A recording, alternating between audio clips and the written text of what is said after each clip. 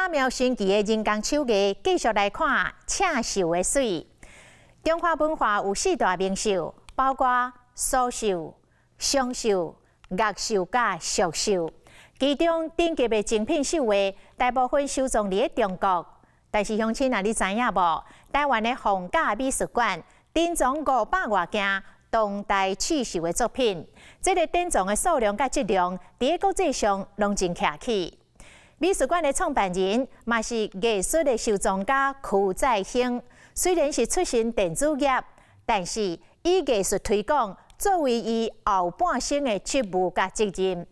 伫1980年甲1990年这段刺绣的发展上界旺盛繁荣的时期，伊来收集到真侪作品。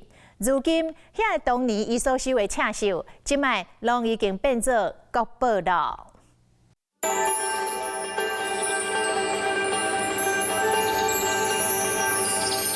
刺绣是非常美的作品，他们等于是艺术的重创作。希望能够透过我们这个美术馆的专业，为台湾的美术的环境带来更大的改变。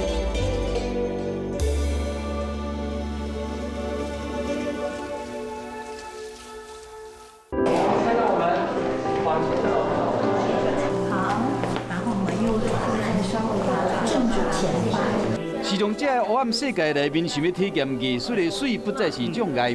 这是台北市北投的逢甲美术馆，正甲视障团体合作训练导览的技工。会看到有一支铅笔插在墙里面，然后呢，墙上还有英文字。谢谢你。那我们今天呢，特别因为这次的导览准备了跟墙上这支笔一样材质的东西，触摸看看，然后大家猜猜看这个材质是什么？铁吧？铁钉。那训练引导员讲这个作品，高设计各种感官的体验，和视障朋友更加了解展览精准传达艺术家表现出来的意境。会重视视障这一块，我个人是觉得蛮高兴的。美术展览这个东西，就是用眼睛看的东西。那所以如果没有人解说的话，对我们来说根本就没办法去欣赏这个作品。不管解说的如何，至少他们跨出了第一步。现在他们有这样的服务的话，就会让你想要多接触艺术，这样。对。1999年10月，逢甲美术馆正式对外开放，到即马超过20年。馆藏除了多媒材等等台湾当代艺术，嘛收集真侪优画国画，提供民众多元的艺术欣赏环境。我们还有另外一块是跟我们看起来在办的这些当代艺术的展览非常不一样的，其实是这个特色，其实是我们的馆藏，500件左右，到就是将近1/4左右是刺绣，是其他国家或者是其他地区可能或者其他美术馆没有的一个珍品。这件作品呢，是我馆藏里面我最喜欢的一件作品，因为以前刺绣只有单色单面，这件呢它是不同色。在两面呢会有不同的色，或者叫前意。摆出馆内珍藏的西施，甲阮分享甲介绍。伊是逢甲美术馆的创办人曲在兴，81岁啊，伊是电子业出身，点播做艺术收藏已经超过40年。只是甲即马专心的对待无共款，一开始伊甲刺绣的结缘并无浪漫。刺绣哦，我以前不知道的时候，以为刺绣只是阿公阿嬷以前绣花鞋那些啊。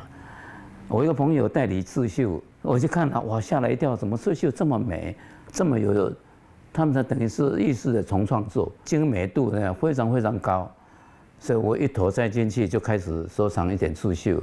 因为这个机缘，曲在兴为中国湖南苏州等地刺绣研究所甲博物馆买真侪刺绣的精品，即马逢甲美术馆。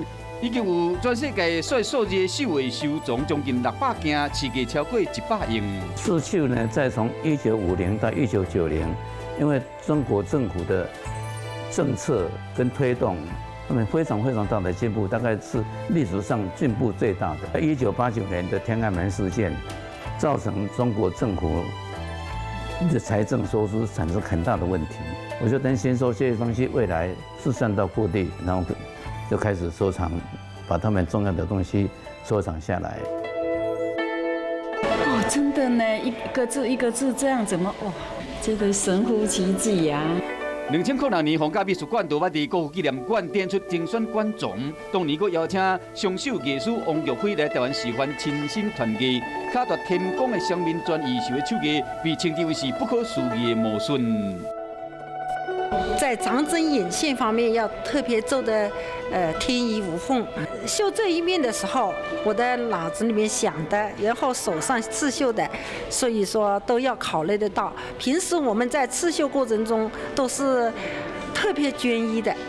双面砖艺术道理其实真简单，就是用一支针、2条线，同时绣出正反两面。因为知影简单，要做真困难，秘诀是各家奇面。在我们大陆，它也有立法规定，可以保留自己的这种秘诀嘛。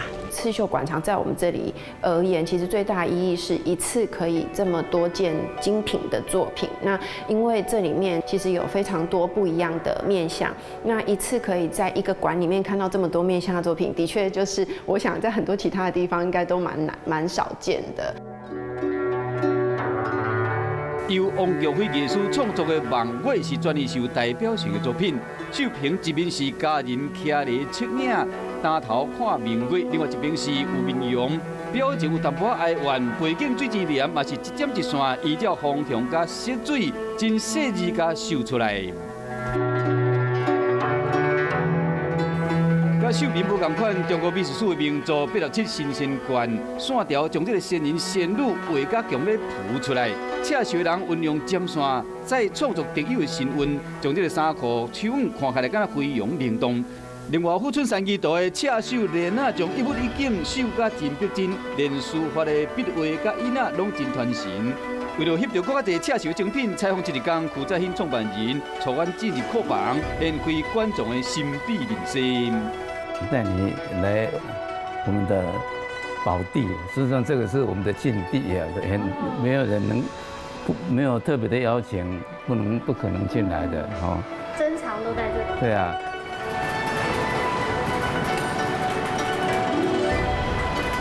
好，这里面就有很多很漂亮的作品。画作很特别的，就是颜色。无限这里中国画刺绣发挥伫西洋的画作嘛无较输。奥地利的画家克里梅代表作之一，针用针线嘛使表现出爱情的期待甲美好。以前的针法哦，没有办法把狮子的毛啦或者老虎的毛弄得让你有柔软的感觉，它是那时候叫做橡皮老虎，或者橡皮狮子。那从彭毛珍这个发明人把彭毛珍研究出来以后呢，那个湖南湘西研究所变成声名大噪。碰毛针是经过几啊代探索集大成创造出来针法，或者是绣线表现出线形，并且运用针线的粗甲油、细甲密，或者是毫毛产生蓬松的效果，渐渐加绣，更加展现出毛皮高度加色水的质感。刺绣师跟我的缘分真的很深呐。原来是认为是一个工艺品，但是很惊讶的发现它是个深不可测的艺术品。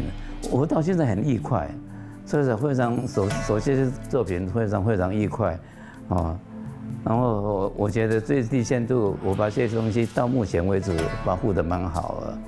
累计500多件刺绣的珍品，拢收藏伫皇家美术馆，差不多50平恒温形式的库房内。一年通天的维持温度22、10度、52的环境内，因为为了让更较侪人看到刺绣的水，美术馆计划伫2021年下半年结合多媒体活动，推出展览活动。